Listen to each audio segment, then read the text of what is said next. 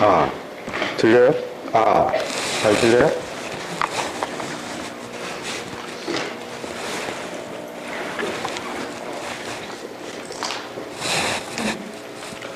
자, 그러면 다시 처음으로 되돌아가서 그 고전역학의 몇 가지 예를 들어보면서 이제까지는 쭉 역사적으로 어떤 법칙들이 나왔다, 그런 것들은 어떤 구조를 갖고 있다, 계략적으로만 설명을 했는데 좀 더 구체적으로, 그렇지만 뭐 일반 물리나 고전역학 수업 정도까지는 아닌 정도로 그러니까 조금 들여다보기로 합시다.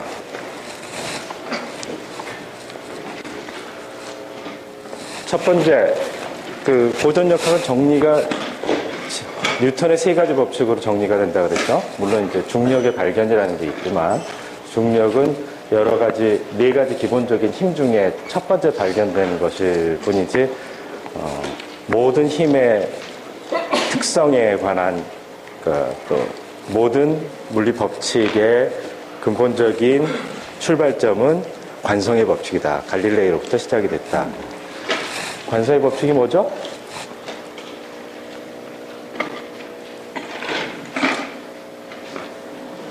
까먹었어? 좀 큰 소리. 가는 건 계속하고 안 가는 건 계속하고. 맞아. 근데 가는 게 이제 직선으로 간다라는 것이고, 좀 더 구체적으로 하면 방해를 받지 않는 것은 등속 운동을 하게 되어 있다. 등속 운동의 여러 가지 종류가 가만히 있는 것도 가만히 있으면 힘을 받지 않았을 때 계속 가만히 있고 어떤 속도로 움직이게 되면 방향을 바꾸지 않고 가는 정도가 시간에 따라 균일하게 동일하다. 여기서 얘기하는 것은 가만히 있는 것이나 등속으로 움직이는 것이나 논리적으로 동등하다. 한 가지 더 나아가면 그렇게 말을 한 관측자의 위치가 매우 중요한데 그렇게 얘기할 수 있는 관측자, 관성의 법칙이 맞다라고 얘기할 수 있는 관측자가 있는 곳에 원점을 두고 카테시안 코오디네이트, 이 직교 좌표계를 만들어 놨을 때 그때 좌표계를 관성 좌표계라고 한다. Inertial Reference Frame이라고 부른다. 이게 매우 중요해요. 물리 법칙은 어떠한 Inertial Reference Frame에서나 동일한 형태를 갖는다라고 했는데 Inertial Reference Frame이라고 하는 것이 바로 관성 좌표계란 관성의 법칙이 성립하는 좌표계이다. 관성의 법칙이 무엇인지 지금 얘기를 들었죠. 자, 그러면 세상에 한 관성 좌표계가 있다. 여러분 눈이 원점이라고 생각하고 세상을 바라봐. 그럼 자기 자신이 어떤 관성 좌표계라고 얘기할 수 있으려면 관성의 법칙이 만족돼야 돼. 자, 이렇게 B라고 써있는 이 주머니라고 할까? 케이스가 있는데 여기 책상 위에 올려져 있어. 지금 가만히 있는데 힘을 받지 않는다면 계속 가만히 있어야 되는데 계속 가만히 있죠? 맞아요? 그러니까 관성의 법칙이 만족한다라고 얘기할 수 있겠어?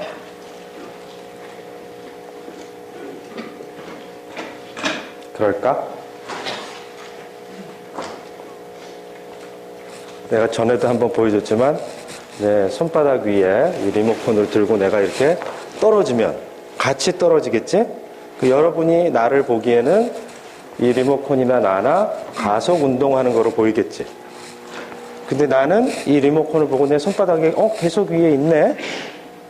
그러니까 상대적인 운동을 하지 않기 때문에 계속 가만히 있다라고 볼 거고 가만히 있으니까 얘는 힘을 받지 않는다. 아, 관성의 법칙이 적용된다라고 주장할 수도 있는데 이 문제를 어떻게 해결해야 돼? 누가 옳고 누가 그른지 판단하려면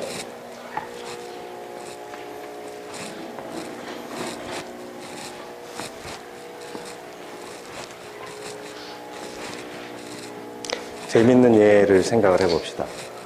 사실 우리 서로 얘기할 때에는 누가 이겼다고 얘기할 수 있는 근거가 없어. 근데 제3자가 있어야 되는데 갑자기 이런 생각을 해봤네. 지구 반대쪽에 나 같은 사람이 같이 손바닥에 리모컨을 들고 떨어져. 여러분은 여기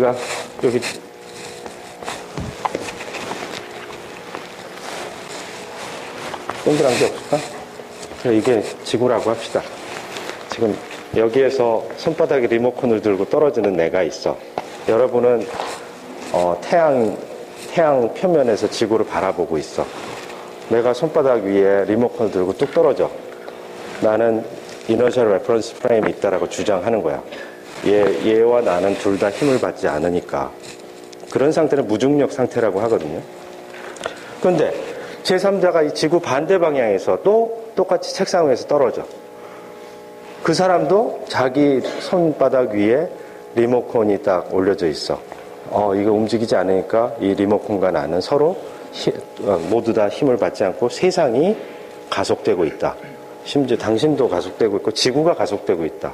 자, 이 두 사람과 여러분, 이 세 사람이 모이면 누가 맞는지 얘기할 수 있어. 설명할 수 있겠어? 누가 이너셜 레퍼런스 프레임에 있어? 안경 쓴 지금.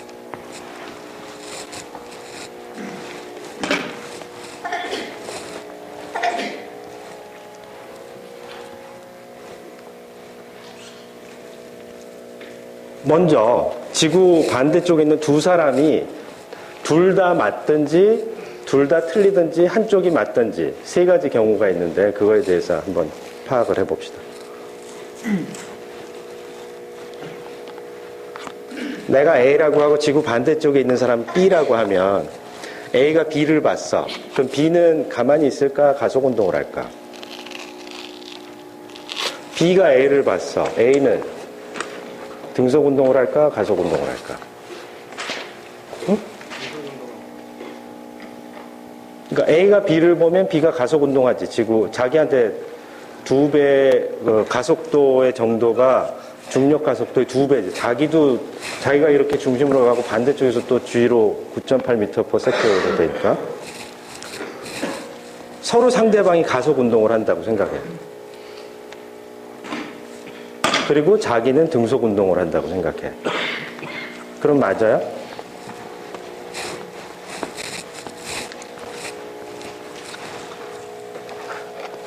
관성의 법칙이 맞으려면 가속운동을 하는 것은 힘을 받는다는 얘기를 할 수 있지. 그러니까 등속운동을 하면 힘을 받지 않으면 가속도가 없다. 등속도 운동을 한다. 그거의 대우가 어떻게 돼? 가속이 되면 힘을 받는다. 알짜 힘이 주어진다라는 거거든. 그러니까 둘 다 관성좌표계라고 주장하는 첫 번째, A가 관성좌표계에 있다라고 인정을 해보자. 이런 게 이제 그 reduction to absurdity라고 하는 거야. 비류법을 쓰는 거야. 그래, 나는 그 A나 B나 둘 다 그 관성좌표계에 있다라고 생각하지 않는데 두 사람이 하도 주장을 하니까 그래, 네 얘기 좀 들어주자. 그러면 네 얘기를 들어줬을 때 어떤 잘못된 결론이 나오는가를 한번 생각을 해보자. 차근차근 논리적으로 설명해보는 거야. 그러니까 A, 다시 말해 내가 관성좌표계에 있다라고 인정을 해줬어. 그러면 B를 관측하면 B는 2배의 중력 가속도로 지구 중심을 향해서 이렇게 떨어지고 있으니까 그 사람은 가속을 받기 때문에 힘을 받는 거지. 그치? 그러면 B는 관성좌표계에 있는 것이 아니지. 마찬가지로 B가 관성좌표계에 있다라고 인정을 하게 되면 나하고는 안 맞는 거야. 그러니까 두 사람이 다 틀리거나, 근데 재미있는 것은 둘 다 대칭적이거든. 그 양 크기도 똑같아요. 가속도도 똑같아. 서로 상대방을 관측하는. 그게 상대적인 거지. 완전히 대칭적인 상태에서 일이 이루어지고 있으니까. 여러분이 봤을 때는 어떻게 돼? 둘 다 중력을 받아서 지구 중심으로 중력 가속도 G로 떨어지고 있는 거를 관측하게 됩니다. 그때 여러분이 본 가속도를 중력의 공식에 대입을 하면 그게 맞아 떨어지게 되는데, 나 같은 경우에는 상대편에 있는 사람을 중력의 법칙으로 어떻게 2배 그 중력 가속도로 떨어지게 되는가를 설명할 수 있냐 이거지.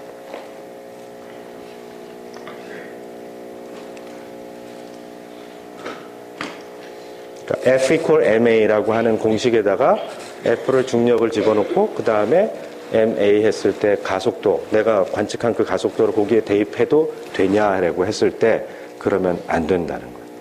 그러니까 관성좌표계에서만 물리법칙이 그렇게 이쁘게 쓰여질 뿐이지 비관성좌표계에서는, 관성의 법칙이 적용되지 않는 좌표계에서는 잘못하면 그냥 막 공식에 때려 넣기만 하면 되는 것이 절대로 아니고, 관성의 법칙이 만족되는 좌표계에서만 그런 규칙이 아주 규칙적으로 일어난다라는 겁니다. 먼저 세상에 이제 관성좌표계 S가 존재한다고 가정합시다. 사람들이 많이 그 물리 법칙을 쓴다라는 것은 뭔가 관성좌표계에서 그 관측을 해서 썼을 거라고 가정을 하고, 근데 사실 우리가 지구 위에서 모든 관측을 하고 모든 경험을 했기 때문에 지구가 관성좌표가 아닌 사실은 이미 익히 알고 있어. 첫 번째, 지구가 태양을 돌고, 그리고 더 내부를 들여다보면 지구가 매일 한 바퀴씩 자전을 하기 때문에 빙글빙글 도는 좌표계는 관성좌표계가 아니에요. 그럼에도 불구하고 짧은 타임 스케일에서는 하루에도 뭐 한 1초, 2초 이 정도 되면 지구가 도는 정도가 그 느껴지지 않을 정도로 작은 양이기 때문에 그거를 무시한다면 우리가 지금 우리 이 교실 안에 있는 이 좌표계가, 가만히 고정되어 있는 좌표계가 관성좌표계라고 해도 대충은 맞을 수 있어. 어느 정도의 오차의 한계 안에서. 그래서 사람들이 생각하기에는 옛날에 멀리 별이 있는데 그 멀리 있는 별들은 움직이지 않을 거다. 그런 데가 관성좌표가 아닐까. 그렇게 생각을 할 수도 있겠지, 상대적으로.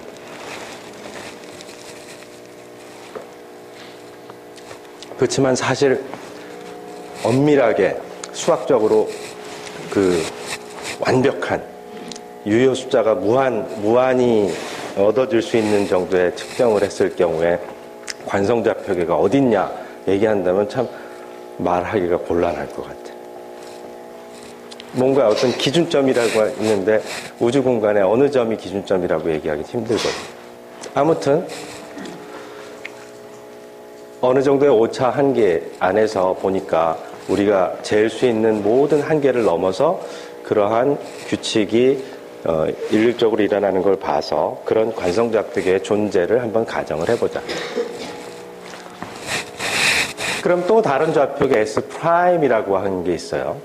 그럼 2개의 관성좌표계가 있다라고 했을 때 두 사람은 일단 관성의 법칙을 만족해야 되거든.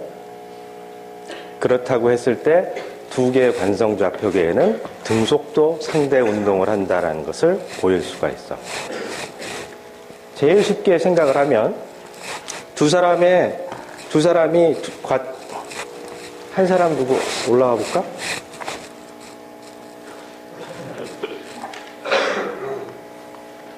귀찮으면 거기 가만히 일어서 있어봐.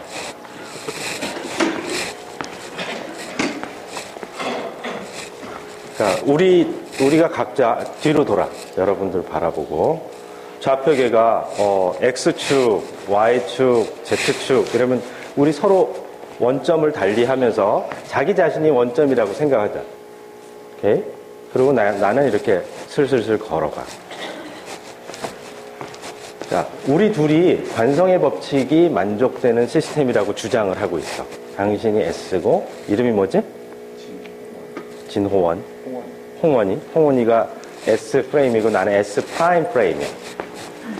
제일 쉽게는 여러분을 생각을 할 수도 있지만 우리 홍원이를 생각해. 홍원이 자신을 보면 관성좌표계에 있다라고 얘기하는데 힘을 받지 않으니까 나는 가만히 있다라고 주장을 해. 그렇게 해봐.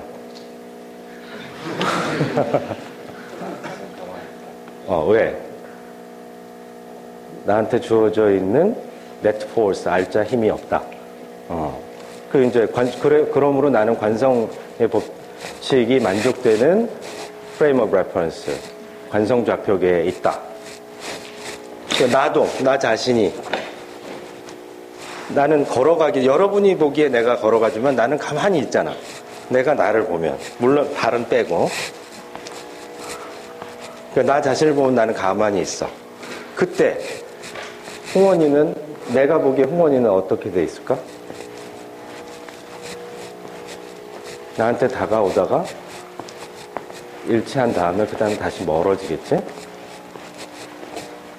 근데 관성의 법칙은 가만히 있는 것은 가만히 있는다. 그러니까 나 자신은 가만히 있는다라고 얘기한 거지.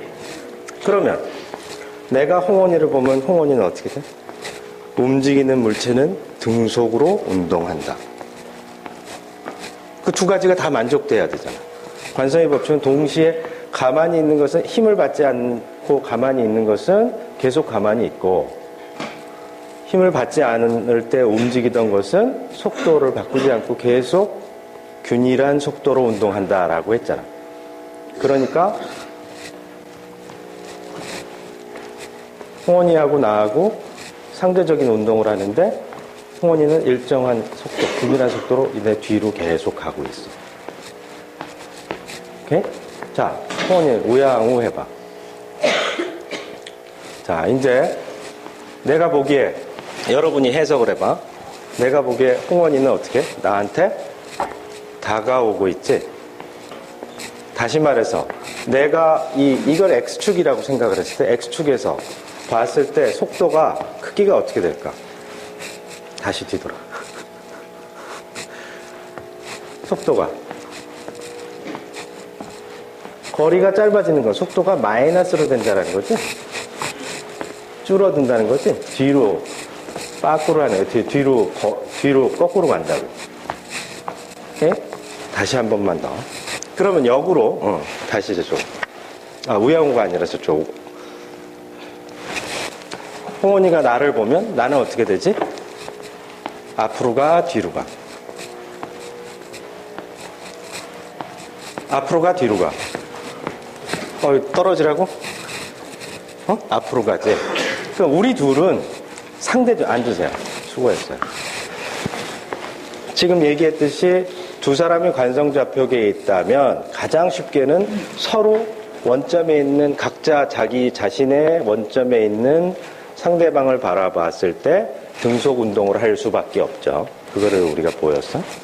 등속 운동을 하고, 또 한 가지 중요한 상대성 이론은 두 사람이 어떤 상대적인 운동을 할 때 그 속도의 크기는 동일하지만 운동 방향은 반대로 보게 된다는. 그게 상대적인 거예요. 그래서 두 사람이 서로 상대적인 운동을 하는 데 있어서 우주 공간에 두 사람이 딱 있는데 내가 더 우선일까, 홍원이가 더 우선일까? 세상에 우선순위는 없어. 다 대칭적인 거기 때문에 그 서로 느끼는 상대 속도의 크기는 같아야 하고 그 방향은 반대여야 된다. 꼭 무슨 뉴턴의 3법칙과 유사한 대칭성을 갖고 있는. 그렇지 않으면 세상의 방향성이나 이런 것들이 존재한다라는 가정이 들어와야 된다. 세상 우주 공간이 다 동일하기 때문에 일로 가건 절로 가건 방향을 바꿔도 또 그러니까 그 앞뒤의 방향, 전진이냐 후진이냐 그런 방향성도 없을 뿐더러 이렇게 틀어서 동서남북 또 뭐 상하 이렇게 틀어도 방향성이 없어야 된다. 물론 어떤 물체를 떨구면 이렇게 떨어지는 이유는 지금 현재 중력장이라고 하는 거지, 한 방향으로 흐르기 때문에 우리가 그거 오인하는 거지. 그걸 다 지워놓고 보면 우주 공간 자체에서 어떤 두 개의 관성좌표계를 도입했을 때 그 둘의 상대성은 바로 똑같이 상대방을 바라봐야 되고 단지 그 방향이, 상대적인 운동 방향이 달라질 뿐이다. 이런 것들을 또 기억을 해놓고 한쪽에서 뭔가 물리적인 법칙 또는 물리적인 이론, 어떤 기술을 하게 된다면 다른 관성좌표계에 있는 사람은 바로 그것만 고려해서 번역을 해서 쓰게 되면 거의 대부분의 규칙이 일치하고 약간만 바뀌게 되는데, 그거를 규칙적으로 바뀌게 되는 룰만 알아버리게 되면 우리가 그 한 관성좌표계에서의 특정한 관측량을 또 다른 관성좌표계에서 번역해서 사용할 수 있다라는 얘기가 돼요. 지금 열심히 실험을 해본 결과 우리가 어떤 상대속도 V라고 하는 게 있을 때에는 두 관측자는 서로 반대 방향으로 느낄 수가 있다. 이러한 것들이 모두 다 공간의 대칭성에 의해서 이 두 개의 좌표계가 프라임이라고 했죠. 보통 프라임이라고 하는 건 좀 아류 뭐 이런 걸 얘기하는 거지만 지금 여기서는 프라임이 붙었다고 해서 질이 떨어지는 것이 아니고 완전히 서로 바꾸어 놓아도 상관이 없는 그런 개념이에요.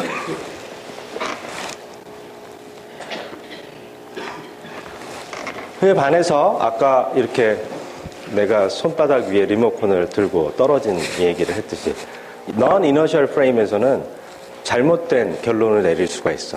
아까 내가 가속을 받는 이유가 중력에 의해서 힘을 받아서 가속을 받았는데 non-inertial frame에 가게 되면 내가 떨어지면서 무중력 상태에서 보면 가속을 받고 있는 이 리모컨 그리고 가속을 받고 있는 나 자신도 모르고 내가 다 관성의 법칙을 만족한다라고 생각하고 내 주장에 세상이 움직인다라고 주장할 수 있어. 그런 거의 출발점이 비록 그래 천동설 뭐 이런 거 우리가 지금 이렇게 빙글빙글 도는 시스템 안에 들어가 있는 매우 복잡한 시스템이죠. 1년 동안 지구를 이렇게 한 바퀴 태양을 한 바퀴 돌기도 하지만 이렇게 자기 자신이 돌면서 이렇게 계속 세상을 보니 세상이 얼마나 일그러져 보여. 그치? 이게 톨렘이라고 하는 사람이 그 세상이 돌아가는 그걸 원운동에 원궤도에 해가지고 막 이상하게 해서 그 행성이 이렇게 꼬여서 가게 진행하는 그런 모습을 다 설명을 하고 했다라고 했잖아. 그런 잘못된 좌표계로 가면 세상이 일그러져 보이게 되는데 잠시 내가 무슨 현대자동차 그 선전하는 것은 아니고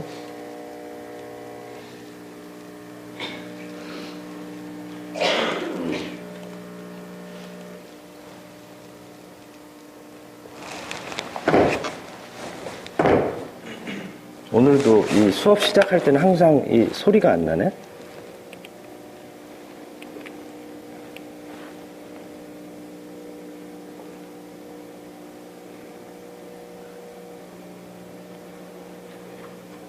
자, 이게 뭘까? 뭐를 얘기하는 거야, 이게?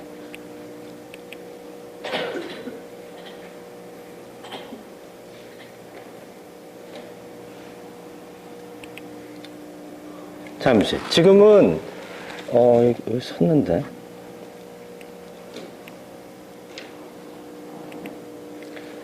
진자 운동을 하고 있죠, 손잡이가. 손잡이. 버스 손잡이가 이렇게 진자 운동을 하고 있지. 일종의 추야. 가만히 있으면 얘네들도 위아래로 그냥 가만히 있을 텐데 어떤 충격을 받은 거예요. 갑자기 출발을 하거나 갑자기 쓰거나 그러면 밀려가지고 꼭 손으로 툭 손잡이를 친 것처럼 그럼 그때 이제 진자 운동을 하게 될 거예요. 그 진자 운동을 하면 가만히 차가 있건 아니면 등속으로 움직이건 항상 그 진자 운동의 이 중심축은 수직 방향을, 중력의 방향을 향하겠죠. 그래야 되겠지. 그런데 이 버스가 운동을 하는 거에 따라서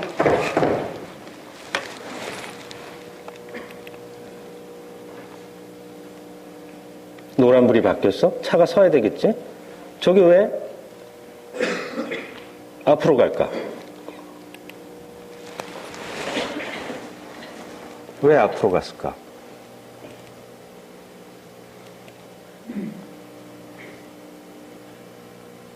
왜 왼쪽으로 갈까?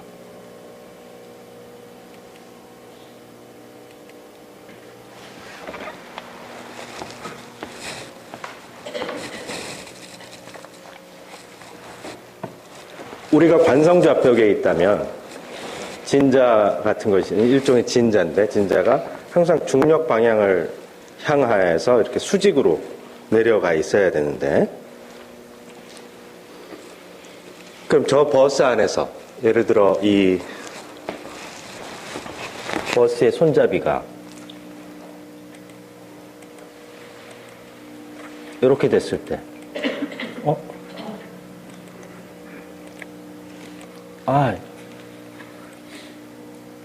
이렇게 됐을 때, 이 아래 방향, 이쪽 방향이 지구의 중심이라고 얘기할 수 있을까? 저 버스에 타고 있는 사람은 바깥에 그 버스를 타기 전에 진짜 추의 방향을 보고, 지구의 중심이 이쪽이다 라는 걸 알 수 있어요. 그 큰 건물은 아니고 요새 아주 큰 100층 되는 건물은 막 레이저 같은 걸 쏴가지고 그 좌표를 읽어서 이 수직을 잘 맞춰야 되잖아. 이 벽 같은 것도 벽돌 싸거나 그럴 때 그 벽돌 공들이 어떻게 플럼이라고 하는 그 납이 달린 추를 쫙 달아가지고 실에 추를 매달아가지고 이 추의 방향이 지구의 중심을 향하니까 그거에 맞춰서 벽돌을 이렇게 계속 쌓고 그런 거 봤어? 본 적 있어? 없어? 하여튼 그런 걸 이용하는데, 그러면 이 버스 안에서 벽돌을 저렇게 저걸 따라서 그 규칙을 적용해가지고 벽돌을 쌓으면 무슨 일이 벌어지는 거야?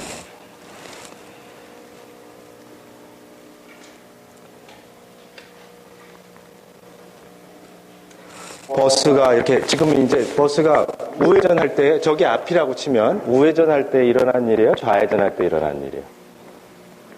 응? 우회전. 그거 잘 몰랐던 사람 있어? 알지? 대충은.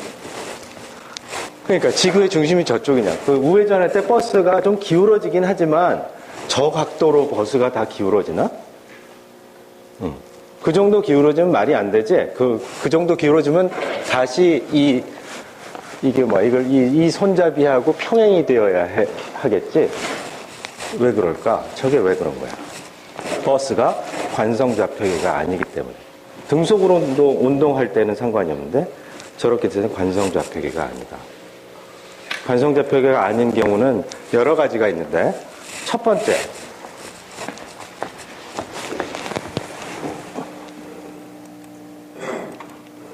약간 노란불.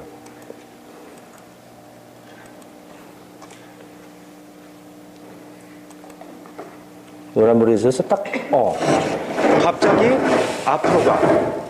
갑자기 앞으로 가는 이유가 뭐지? 여기 음향이 전혀 안 되네. 앞으로는 이 음향을 다 테스트를 하고 수업 시간 전에. 알겠습니다. 앞으로 가는 이유가 뭘까? 마이크 때문에 그런가? 이거하고는 다른 것 같은데?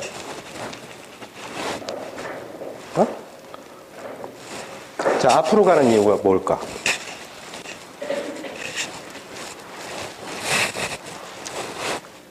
버스가 감속을 하기 때문에. 이렇게 가는데 내 손바닥에 이렇게 그 케이스가 올려지면서 달려가다가 갑자기 그러니까 앞으로 가버리는. 왜? 내 입장에서는 얘가 앞으로 가는 거야. 근데 사실은 얘 입장에서는 등속으로 운동하다가 자기는 계속 가야 되는데, 물론 마찰력이 좀 있으니까 뒤로 조금 밀리긴 했지만 가야 되는데 어떻게?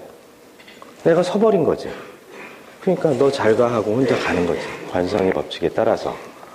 근데 내 입장에서는 내가 어떻게 감속이 됐어? 갑자기 발로 이렇게 브레이크를 걸었단 말이지. 마찰력을 갑자기 세게 줘가지고 내가 쓰게 되니까, 내가 쓰니까 가만히 관성의 법칙에 따라 가는 친구를 가속이 돼서 앞으로 간다라고 생각하는 거예요. 네? 그래서 이 버스 안에서 보면 저렇게 속도가 바뀔 때 가속이 돼서 가는 것처럼 보이지만 사실은 내 좌표계가 잘못되어서 감속을 하고 있기 때문에 가만히 직선으로 가고 싶어 하는 친구가 저렇게 나타나게 된다. 근데 왜 기울어질까? 기울어지는 이유는 이 버스 자체가 통째로 쓰고 있으니까 이 손잡이 위에는 고정이 되어 있잖아. 그러니까 줄을 얘는 가려고 하는데 여기를 잡아놓으면 어떻게 돼? 이렇게 앞으로 쏠리겠지. 오케이? 내가 여기를 잡고 한번 그런 걸 해봅시다. 이렇게 가다가 살짝 이렇게 위로 들리는 걸 알 수 있지? 이제 내가 이걸 잡아 당기니까. 그래서 어떤 F equal MA와 같은 식에다가 무엇을, 공식을 집어넣을 때 관성좌표계에서 꼭 들여다봐야 된다. 그럼 여러분들은 이 버스 안에 있는 나와 상관없이 관성좌표계에 있으니까 이 물체의 중력이 작용을 하고, 가만히 있으면 내가 어떤 장력, 여기에 손잡이에 잡혀있는 이 두 개의 힘이 서로 캔슬이 되게 되어서 가만히 있었던 것이었는데, 아까 내가 감속을 하게 되니까 이 친구를 이 뒤로 낚아채는 그런 형태가 보여져서 계속 갈 것이 이렇게 제껴지는 형태로 나타나게 됩니다. 그러니까 속도의 크기가 바뀌는 것도 가속도라고 하지만, 우리가 사는 공간은 1차원 공간이 아니라 속력, 그러니까 어떤 자동차 그 속도계 있지. 그 속도계 숫자는 방향을 나타내지는 않지. 크기가 같아도 힘을 줘야지만 하는 경우가 있어. 어떻게? 회전을 할 때는. 내가 가다가 갑자기 왼쪽으로 가려면 발을 이쪽으로 밀어야 되고. 스케이트 선수가 어떻게 해서 전진을 해요? 이 스케이트 날이, 마찰이 약하니까 앞뒤로 이렇게 해서 갈 수 있어. 사람은 발바닥에 이제 마찰이 있지. 뒤로 밀면 내가 액션을 주면 땅바닥이 나한테 리액션을 줘서 작용 반작용을 해서 이렇게 해서 거의 발바닥을 일자로 11자로 해야지 가속을 많이 받는데, 스케이트를 타게 되면 이 얼음 표면이 눌리게 되면 압력이 높아지면 그게 물같이 돼서 미끄러워진단 말이야. 그래서 나갈 때는 이게 어떻게 돼? 직선으로 계속 가야지 되겠지만, 추진을 할 때는 어떻게 돼? 앞뒤로 추진을 하면 이게 나가죠? 어떻게? 나는 잘 못하지만 바깥으로 이렇게 제끼지, 이렇게. 그 이유는 뭐야? 거기서 마찰력을 이용해야 돼. 이게 그 미끄러운 걸 활용을 하게 되면 앞으로 나갈 수가 없어. 그래서 최대한 직각으로 하면 꺾여버리고 제대로 못 나가니까 적절히 이제 사각으로 해서 이렇게 몸을 밀어서 나가게 되지. 그럼 턴을 할 때, 직선주로 해서 이렇게 갈 때도 그러지만 특히 턴을 할 때는 어떻게 해? 몸을 이렇게 기울이면서 최대한 바깥을 향해서 발을 밀어줘야 된다. 물론 거기서 가속을 받으면 너무 바깥으로 튀어나가기 때문에 속도를 줄이는 게 사실이지만, 아무튼 안쪽 방향을 해서 회전의 중심 방향을 향해서 힘을 줘야만 방향이 바뀐다는 거야. 이렇게. 그래서 속력이 동일하더라도 방향이 바뀔 때, 그때도 힘이 필요하다. 그것을 보여주는 것이 어떤 소리? 잘했어. 너무 시끄러워.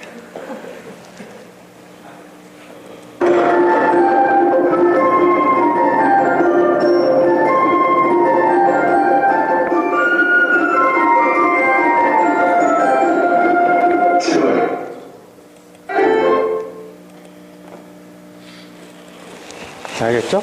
그 손잡이에게 기울어진 이유는 어떻게 돼? 가만히 있었는데 좌회전했다. 좌회전하려고 하려니까 이 손잡이가 달린 공이 있는데 버스 전체가 왼쪽으로 힘을 받아야지만 이렇게 돌잖아. 그러니까 결국 그 전체의 힘이 어디를 통해서, 손잡이의 끝을 통해서 왼쪽으로 틀어버리니까 밑둥이 올라가게 되는 것이지. 그래서 이러한 현상을 비관성좌표계에서 보면은 힘으로 표현할 수가 없고, 그래서 문제가 생기는 건데, 어려서부터는 우리는 원심력 뭐 이런 얘기를 들었지. 그거는 사실은 관성이고, 원심력 이런 걸 찾으면 안 되고, 구심력, 이렇게 관성좌표계에서 봤을 때 회전을 하게 하는 힘, 회전의 중심을 향해서 회전을 하게 하는 힘, 이런 것들을 잘 찾아야 된다. 그 회전, 이제 버스는 오른쪽으로 돌기 위해서 오른쪽으로 힘을 받았는데 손잡이는 왼쪽으로 기울어지지 않았습니까? 그러면 왼쪽으로 힘을 받았다라는 건데 아니? 그러면은 그러니까 비관성좌표계에서 힘을 받은 것처럼 보이는 거지. 그러니까 관성좌표계에서 얘기를 해줘야 된다. 비관성좌표계에서는 거꾸로 보인다. 아까도. 사실은 내가 감속을 했는데 나는 이것이 가속을 한 것처럼 보이잖아. 그러니까 거꾸로 보인다.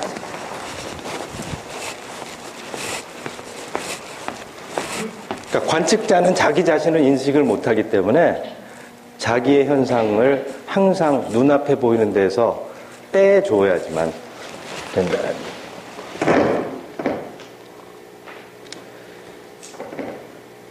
자, 이 실험이 뭔지 한번 봅시다.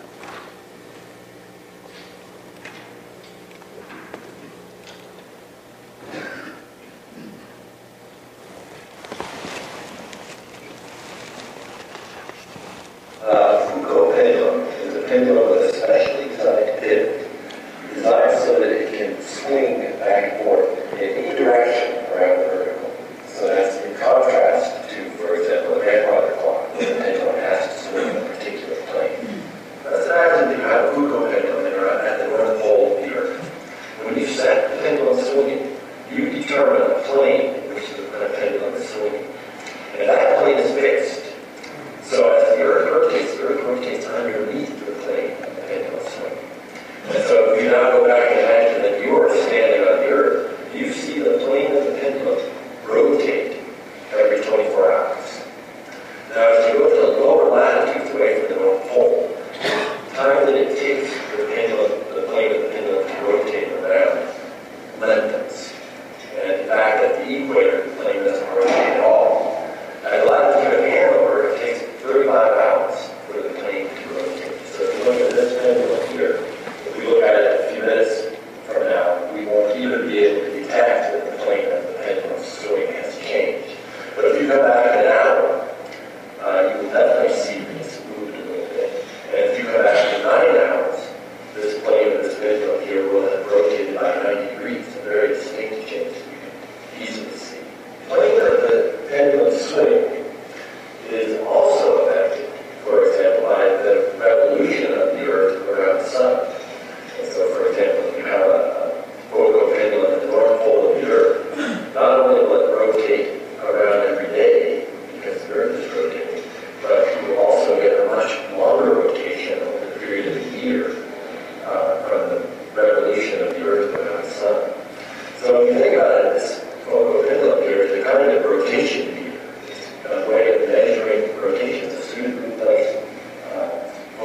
suitably placed Foucault pendulum can be used to detect the rotation of the Earth, or the rotation of the revolution of the Earth around the Sun, or in principle, you could use a suitably oriented Foucault pendulum to measure the rotation, for example, of the solar system around the galaxy. So this brings up the question. The Foucault pendulum is sensitive to rotation, but rotation around what? And there's been a lot of speculation in physics and philosophy about that question. Ernst Mach, a 19th century, 20th century physicist, put forward the conjecture that the Foucault pendulum is measuring rotation relative to the universe as a whole. Makes it kind of interesting connection between a local physics experiment here in this room and the universe as a whole. And the problem that people bring up is, how can this pendulum here somehow know something about the entire universe? So this remains an unproven conjecture more in the realm of philosophy than physics at this point.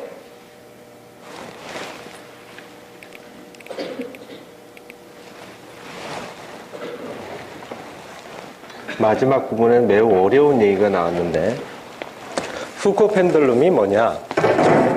그 진자가 되게 느리게 움직였죠? 아까 그거는 길이의 제곱근의 주기가 비례해요. 그죠? 2파이 스퀘어 루트 L 오버 G 이런 형태로 되어 있는데, 그래서 상당히 길게 하면 이게 진자가 왔다 갔다 그러는데, 보통 이 한 평면상에서 진자가 이렇게 진동을 하게 되는데, 근데 보니까 그렇지를 않고, 이 평면은 가만히 있는 것 같아 보이지만 하루를 이렇게 그 북극에서 예를 들어 하루 지나니까 우리 이 평면은 가만히 있고 사실은 평면이 돈다라는 거야. 내가 이쪽 왼쪽으로 돌고 있지. 이 평면은 어디로 돌아? 오른쪽으로 돌아보. 북극에서는 한 바퀴를 이 진자의 평면이 시계 방향으로 한 바퀴를 돌게 돼 있어.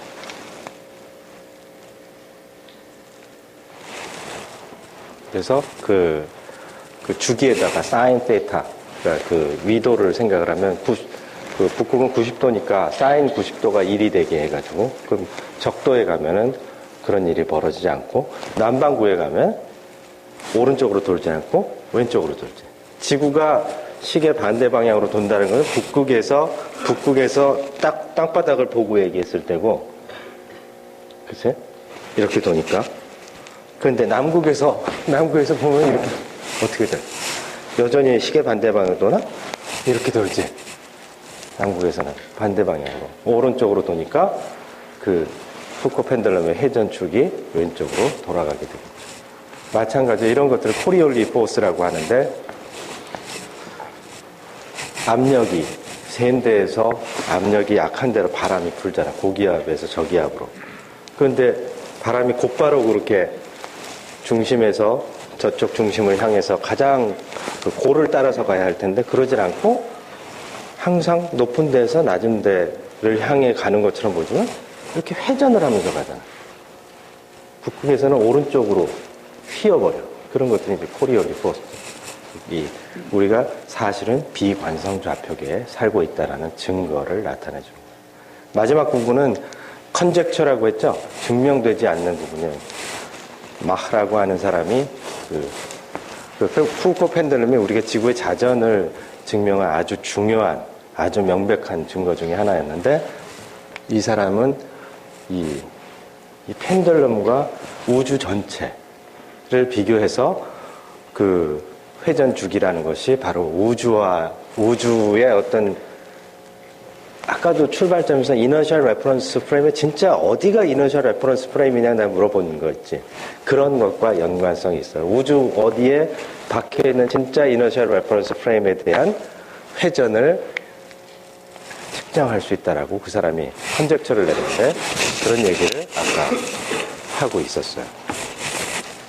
이 마이크 학교 여기 그 수업 시간 마이크가 왜 붙었다가 떨어졌다 자꾸만 하지? 어떤 사람이 강남을 해서 오늘 지지만 나지 않고 출연을 하고. 아.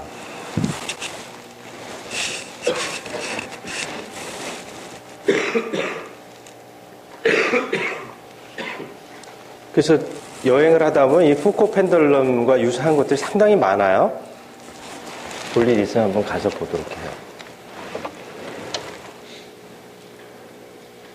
내가 자주 가는 그 시카고의 페르미랩에는 윌슨 홀이라고 하는데, 거기에 푸코 펜듈럼이 있는데, 작년인가 재작년인가 그 동구권 포스닥이 집에 가라 그랬다고 거기서 떨어져서 그 자살을 했어. 그래서 없애버렸어.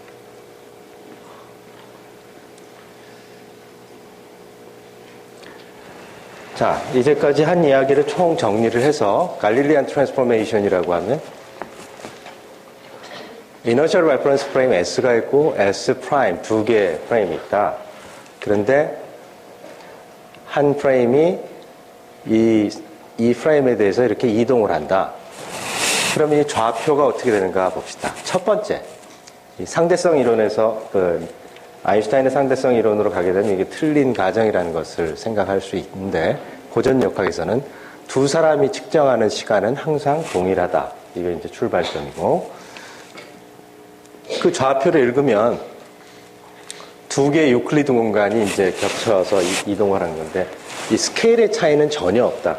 두 사람이 내가 본 1m, 그리고 다른 이너셜 프레임에서 본 1m, 그리고 시간의 차이, 이런 것들이 시간과 공간이 모두 동일하다라는, 단 그 눈금만 이렇게 서로 바뀌는 이유가 x 프라임이라고 하는 것이 뭘까? x 프라임은 이 프라임 좌표계에서 본 여기 빨간 지점이 예를 들어 있다라고 생각합시다.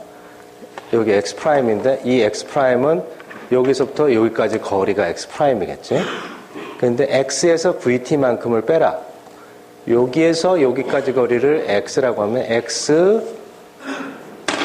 x에서 vt가 여기에서 만약에 이 지점과 이 지점이 여기서 어떤 t = 0에서 일치한 다음에 앞으로 쭉 진행하는 거라면, 그러면 x 프라임이라고 하는 것은 x에서 vt만큼을 빼야 된다. 항상 이 사람 자기 자신이 이동한 만큼을 빼줘야지 자기가 본 양이 나오는 거니까.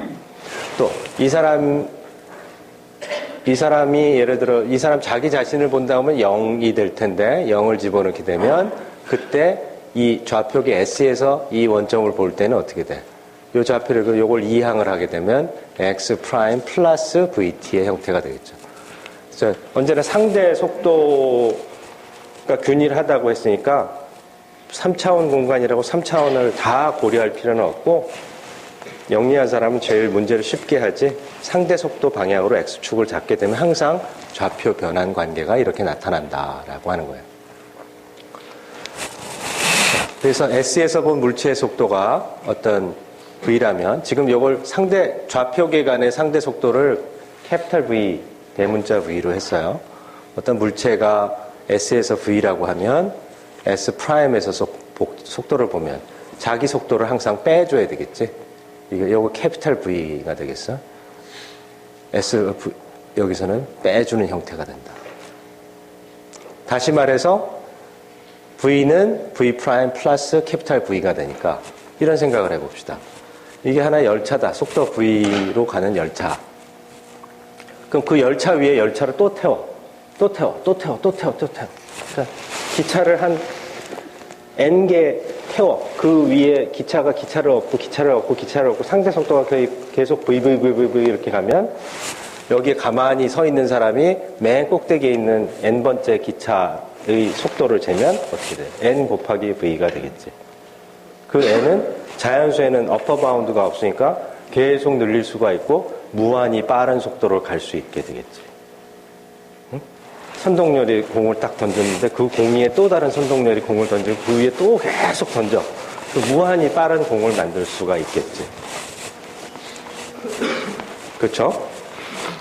고전역학의 가정에 의하면 물론 어떻게 만드는지는 이제 공학적인 문제이니까 그거는 별개로 치고, 그렇지만 충분히 상상할 수 있는 시스템이 되겠다. 그래서 속도는 갈릴리안 트랜스포메이션에서 속도는 좌표 변화에 의해서 무한히 늘어날 수가 있는 거예요. 네. 네. 지금 요 그림은 내가 안 그려가지고 다시 그려야 돼. 이게 캐피탈 V가 돼야 돼요. 캐피탈 V가 두 좌표계 간의 상대 속도이고, 지금 우리 조교가 저기 걸어가지? 저 걸어가는 속도를 스몰 V 하고 또 다른 좌표계 속도 V 프라임. 서로 다른 좌표가 간의 차이는 그 좌표계 간의 상대 속도 대문자 V만큼 차이가 있는 거예요. 네?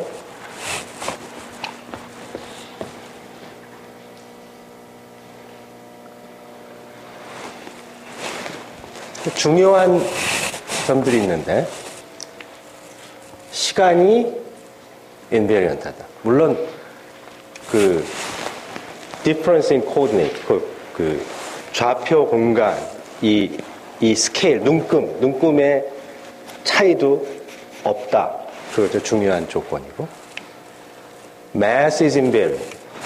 E equals mc 스퀘어 하면서 이제 mass가 막 에너지로 바뀌어버리고 mass가 바뀌게 되는데, 그렇지만 이 고전 역학에서는 질량이 보존되고 어느 좌표계에서 읽어도 가만히 있는 놈, 날아가는 놈, 이런 놈들의 질량은 항상 모두 다 같다라는 가정이 있어요. coordinate와 covariant. 그러니까 invariant하고 covariant가 있는데 invariant는 전혀 안 바뀌는 불변하는 양이고 covariant는 바뀌긴 하는데 그 규칙이 잘 알려져 있는 것을 covariant하다고 해요. 공변적이라고 하고 이건 불변적이라고 하고 물론 속도가 바뀌었죠. 상대 속도만큼 캐피탈 V라고 하는 게 두 좌표계 간의 상대 속도만큼 각자가 관측한 제3자의 속도가 달랐지. 그래서 속도와 좌표는 어떤 규칙성을 갖고 바뀌게 되어 있다. 그렇지만 이 다음에 우리가 볼 것이 지금 뉴턴의 1법칙만 본 거예요.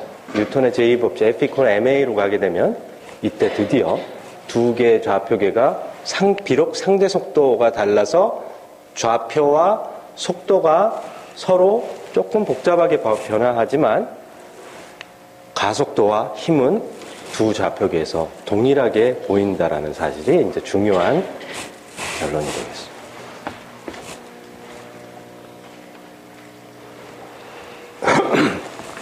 자, 먼저 우리가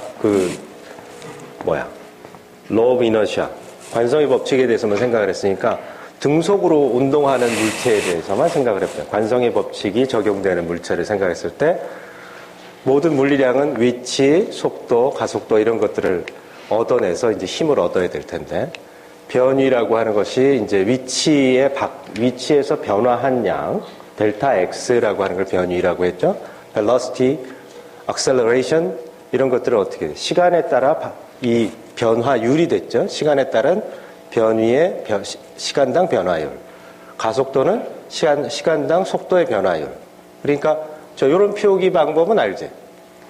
고등학교 때 다 배웠지? 문과생도 다 배웠지? 그치? 인문계 학생도.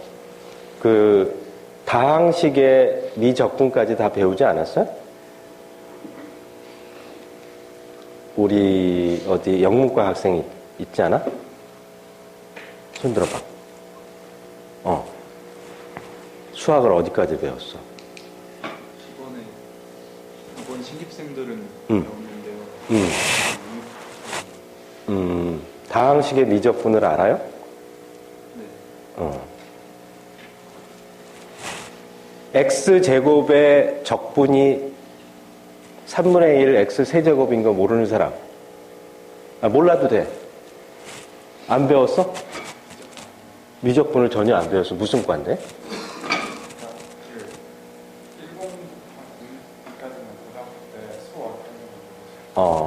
괜찮아. 우리는 어떤 꼭 필요하면 그냥 그걸 그런 공식이 있다라고만 얘기할게. 지금 우리 그게 중요한 게 아니야. 근데 형태가 하여튼 위치에 따라 그럼 이런 표기법도 모르겠네.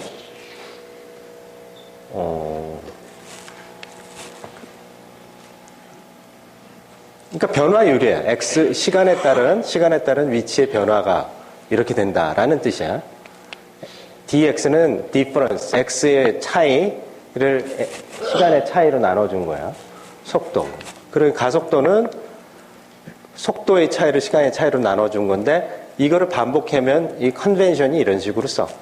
요걸 갖다 여기다 대입하면 d가 두 번 나오니까 d 스퀘어 그 다음에 dt 스퀘어라는 형태로 이건 라이프니츠의 표기 방법인데 그래서 속도를 시간으로 미분하면 그것은 위치를 시간에 대해서 두 번 미분한 거나 마찬가지인데 하여튼 등속도 운동이면 가속도가 0이라는 거거든. 속도가 바뀌는 시간에 따라 바뀌지 않으니까 그러니까 이건 이제 그대로 된다라고.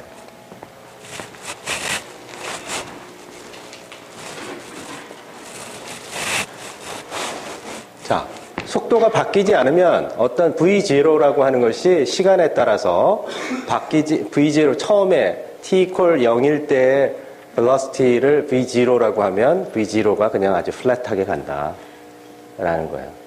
그러면 우리가 어려서 속도 곱하기 시간 하면 뭐가 나오지? 이동 거리 이렇게 나오죠. 균일한 속도로 갈 때는 그렇게 하면 돼요. 그러니까 이 직사각형이 이렇게 나오니까 이 속도 곱하기 시간 이렇게 하면 이 면적이 이동한 거리 사실은 변위가 되지. 이게 이제 마이너스일 때는 거리가 아니라 그냥 마이너스 거리가 돼버리고, 그래서 요걸 갖다 이제 쌓아놓으면 이게 시간에 따라 이 면적은 요 시간이 계속 앞으로 쭉 진행해 나가는 거니까 높이는 같고 밑변의 길이가 시간에 따라 쭉 늘어나게 되는 직사각형의 형태가 될 거 아니야. 그러면 이 면적은 당연히 시간에 비례해서 정비례해서 늘어나게 되겠지. 그래? 그러니까 직선이 되어야 할 거고, 처음의 위치를 x0. 자, 처음에 속도, 나중에 속도를 안다라고 해서 이 그림에서 처음의 위치가 어디 있는지는 모르니까 처음의 위치로부터 쭉 늘어나는 형태, 균일한 형태로 늘어나게 된다. 그러니까 어떻게 돼요? V0t라고 하는 것이 바로 이렇게 기울기가 V0이고 t에 비례하는 직선이 되겠지. 그러니까 x절편이 x-인터셉트가 x0가 되고 슬로프가 v0가 되면서 이렇게 직선의 방정식의 형태를 나타내게 됩니다. 저게 이제 균일한 속도로 갈 때.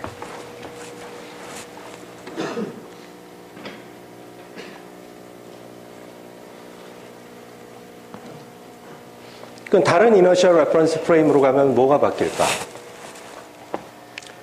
이 V0 이런 것들이 다른 값을 갖겠죠. 캐피탈 V만큼 뭐 더 할 수도 있고 뺄 수도 있고. 그에 따라서 이 기울기가 이 V0가 바뀔 테니까 이렇게 더 스티퍼, 이렇게 더 가파라질 수도 있고 느려질 수도 있고. 얘 V0인 속도로 날아가는 이너셜 레퍼런스 프레임에서는 속도가 0일 거고, 그래서 오히려 X가 그대로 플랫해질 수도 있고. 그러니까 단지 직선이라는 정보만 아는 거지, 이게 기울기를 얼마를 갖는다는 것은 좌표계를 바꾸는 거에 따라서 얼마든지 바꿀 수 있다. 다만 이 X의 커브의 형태가 직선이냐, 어떤 쌍곡선이냐, 뭐 이런 구조는 바로 역학의 힘의 구조에 의해서 결정이 되게 됩니다. 이 그림을 보면 직선이기 때문에 이것은 힘을 받지 않는 시스템이다. 등속도 운동을 하는 시스템이다. 라고 얘기할 수 있습니다. 물론 이렇게 밑으로 내려가게 된다면 이거는 거꾸로 가는, 위치가 뒤로 빠져버리는, 여전히 직선은 직선이다.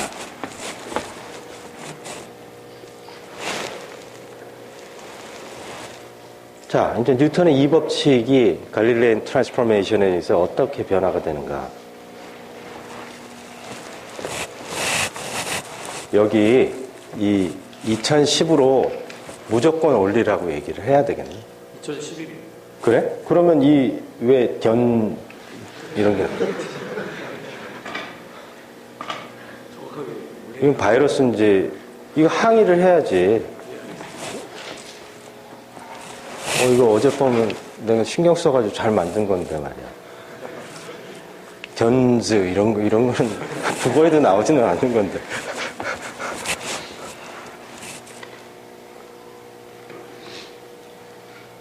왜 이러지? 자, 그러면 여전히 가속도가 있는 두 개의 좌표계라도 시간은 둘 다 동일하다라는 가정이 있고, 이거는 완전히 고정되어 있어요. 다음과 같은 갈릴레오 변환을 하는데, 이 X'이라고 하는 것을 시간으로 미분을 해야지 속도가 얻어지겠지. 또 여기도 시간으로 미분하면 속도가 얻어질 텐데, 아하, 프라임계, S'에서 본 속도는 요 미분 빼기 요 미분을 해야 된다는 거네. 그 시간에 대해서 미분하면 이게 그 상대 속도, 두 개의 좌표계의 상대 속도 캐피탈 V가 상수이기 때문에 시간으로 미분하면, 다시 말해서 그냥 이 직선의 방정식의 기울기를 보면 요 V, 캐피탈 V만큼 차이가 있다라는 뜻이에요. 그래서 V'은 S'에서 본 좌표를, 다시 말해 X'을 T에 대해서 미분한 것이니까 요 놈을 미분한 요건 보지 마세요. 요 놈을 미분한 마이너스 V. 자, X의 T에 대한 미분은 좌표계 S에서 본 속도 스몰 v가 될 테니까 자, V'은 V 빼기 캐피탈 V. 이건 이미 우리가 저기 갈릴리안 트랜스포메이션 좌표계에서 이미 봐서 얘기했던 것이에요. 자, 이 다음에 이 친구를 한 번 더 시간에 대해서 미분하면 가속도가 얻어지겠지? 그러면 여기를 시작해서 여기에서 시간을 한 번 더 미분하면 전의 좌표계 S 프레임에서의 가속도가 나올 거고 요걸 미분하려고 하는데 이게 지금 갈릴리안 트랜스포메이션은 뭐라 그랬어? 두 개의 좌표계가 서로 등속도 상대 운동을 하고 있다라고 했으니까 캐피탈 V는 시간에 따라 바뀌지 않아요. 그러니까 그 슬로프는 0이 되는 거야. 다시 말해서 A 프라임은 A가 되는 거야. 이게 좌표계 S에서의 가속도고 이거 좌표계 S 프라임에서의 가속도이기 때문에 비록 겉보기의 속도는 다를지언정 얼마만큼? 좌표 두 개의 좌표계 간의 상대 속도만큼 다를지언정 가속도를 재면 둘 다 동일하게 나타난다라고 하는 거예요. 그래서 지금 두 개의 좌표계에서 가속도는 invariant하다라는 걸 증명한 거예요. 그리고 질량이 좌표 변환에 의해서 갈릴리안 트랜스포메이션에 대해서 질량이 invariant하다고 가정을 했거든. 그러면 질량과 가속도가 invariant하니까 M', A'은 MA하고 같기 때문에 새로운 좌표계에서 새로운 관성 좌표계에서 측정한 힘, 다시 말해서 질량 곱하기 가속도는 다른 어떠한 관성 좌표계에서 잰 질량 곱하기 가속도와 동일하기 때문에 한 좌표계, 한 관성 좌표계에서 측정한 힘은 또 다른 관성 좌표계에서 재었을 때 동일한 값을 갖게 되어서 F equal MA라고 하는 이 포뮬라 자체가 코베리언트한 게 아니라 인베리언트하게 된다. 절대로 바뀌지 않는다.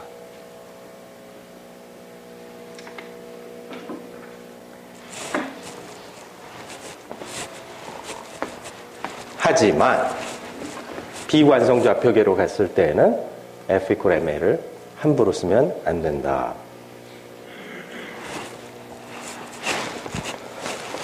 자,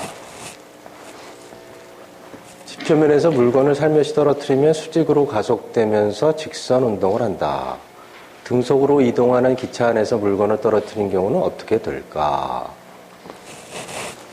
어떻게 돼요?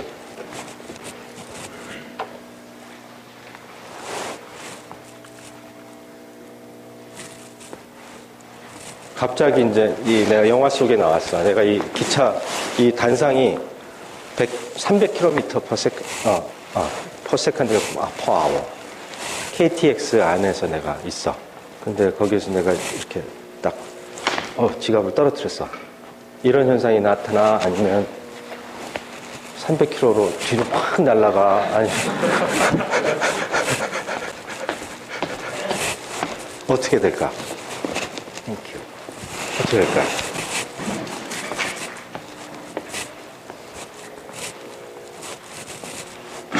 KTX에서 사람이 물건을 떨어뜨렸는데 그게 그 안에 300km로 날아가는 거 본 적 있어요? 그러면 다 죽어버리겠지. 그런 기차를 타면 안 되지.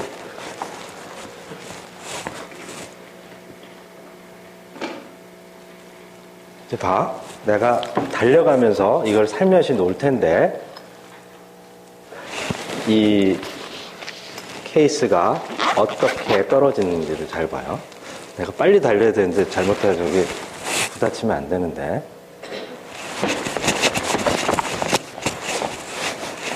물론 그 뒤로 내가 달려오긴 했지만 놓는 순간이 오케이.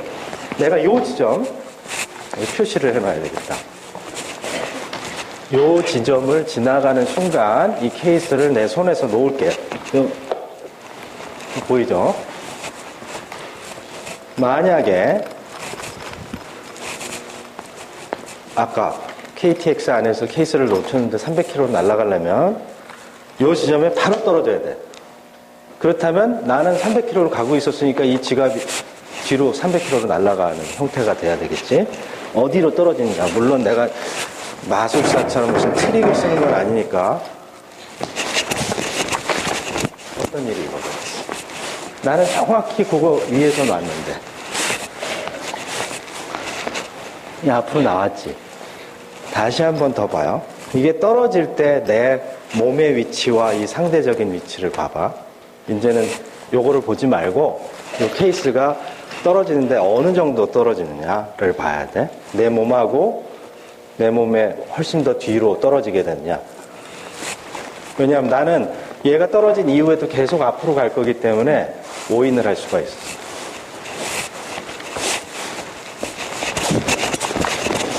어떤 일이 벌어져?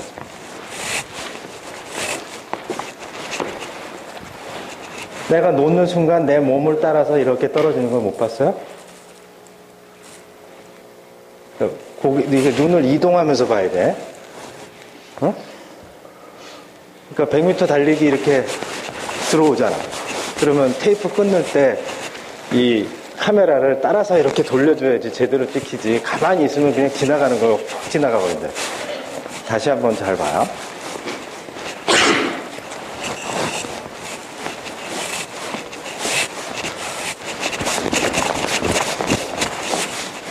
내 몸을 따라서 쭉 떨어지는 거 못 봤어? 그러니까 다시 나를 상상해봐. 내가 이걸 놓는 순간 이렇게 떨어뜨린 거나 내가 달려가면서 떨어뜨린 거나 언제나 내 몸과 같이 간다 이거야. 그러니까 KTX 안에서 물건을 떨어뜨려도 생명에 지장이 없다라는 거.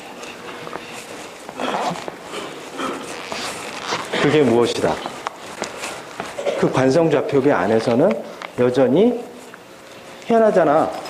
빠른 속도로 가면 뭐가 물리 법칙이 바뀌는 게 아니라 KTX 300km로 가고 있는데도 그 안에서, 그 프레임 안에서는 이 물체의 힘은, 이 물체가 받는 힘은 중력밖에 없기 때문에 내 눈앞에 봐서 좌우로 힘이 안 주어져 있으니까 그냥 떨어질 수밖에 없어. 단, 여러분이 보았을 때에는 어떤 현상이든 같이 빨리 가던 나는 내 몸을 상대적으로 나와 함께 가면서 바로 발밑으로 떨어지는 것으로 보이지만 여러분은 어떻게 보냐면 이게 매우 빨리 300km 날아갈 테니까 매우 빨리 초속도가 이렇게 날아가는 거로 보이면서 그 궤적이 어떻게 처음에는 많이 안 떨어졌으니까 앞으로 평 하고 나가지만 점점 아래로 가속을 받으면서 휙 하고 떨어져요. 이게 이제 포물선의 방정식을 만족한다. 그런 형태만 바뀔 뿐이지 겉모양만 바뀔 뿐이지 가속도의 단계까지 내려가게 되면 모든 것이 같다. 단 상대 속도에 의해서 코베리언트하게 규칙적으로 바뀌는 것만 영리하게 찾아내면 모든 문제가 해결이 된다라고 하는 거예요. 두 번째, S에서 진자의 주기가 T였다면 S'에서는 어떻게 되는가? 진자의 주기는 진자의 질량하고 상관이 없죠. 왜 그런지 설명은 안 해줬지만 갈릴레이가 그걸 찾았다 그랬지, 실험적으로. 그리고 호이겐스가 그 포뮬라가 2파의 스퀘어루트 L 오버 G라고 하는 것을 얻어냈는데, 근데 거기서 나타나는 G라고 하는 게 루트 속에 분모에 들어가는 게 중력 가속도 G가 있는데, 혹시나 그 중력 가속도 G가 바뀌게 되면 진자의 주기가 바뀌게 되겠죠. 그래서 똑같은 궤종시계를 달나라로 가져가면 어떻게 돼? 달나라의 달의 표면에서 중력이 6분의 1? 6분의 1이 맞아? 8분의 1 아닌가? 6분의 1? 요새 뭐 6분의 1이 맞죠? 좋아. 그렇게 해서 작아지니까 어떻게 분모가 작아지니까 분자가 커지겠지. 아니, 그러니까 그 주기는 길어지겠지. 느리게 될 거야. 근데 지금은 그냥 S하고 S'이 그 지표면 상에 있는, 다시 말해서 여러분과 KTX 열차에 있는 사람, 두 사람을 비교했을 때 KTX 열차에 저걸 괴종시계를 달아도 됐냐? 물론 요새는 그런 시계를 쓰지 않지만 문제가 있을 수 있었잖아. 너무 빨리 달려서 주기가, 아까 얘기한 것처럼 뭐가 바뀌면 주기가 바뀔 수도 있으니까 그런 시계를 쓰면 안 될 거 아니야. 그런 걸 심각하게 고민을 해봐야 되는데, 바뀌느냐 안 바뀌느냐, 지금 해답이 다 들어가 있어. KTX 안에서 중력 가속도가 바뀌었어요? 안 바뀌었어. 그렇기 때문에 진자의 주기는 바뀌지 않을 거야. S에서 정지한 진자는 수직으로 늘어진다. S'에서는 마찬가지로 힘이 바뀔 것이 없으니까. 그런데 어떤 프레임, 아까 버스 안에서 이렇게 확 돌 때, 그때는 얘가 이렇게 옆으로 진자의 그 진동의 중심축이 이동을 하게 되겠지. 네. KTX에서 귀종시계를 놨을 때 영향을 받지 않는다고 했는데 그 가속하거나 가속이나 감속할 때는 영향을 좀 받지 않을까요? 그때는 힘은 아니지만 그런 가상의 힘이 작용한다고 생각할 수 있으니까. 당연하지. 그 시간이 짧아야지 되겠지.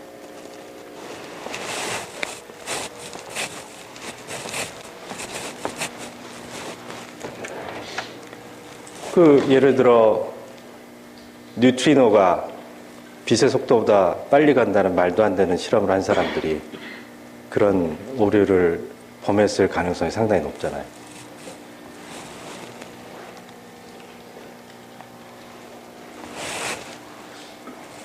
이번엔 또 시간이 다 돼버렸네. 가속도 운동을 하는 거에 대해서는 다음 시간에 한번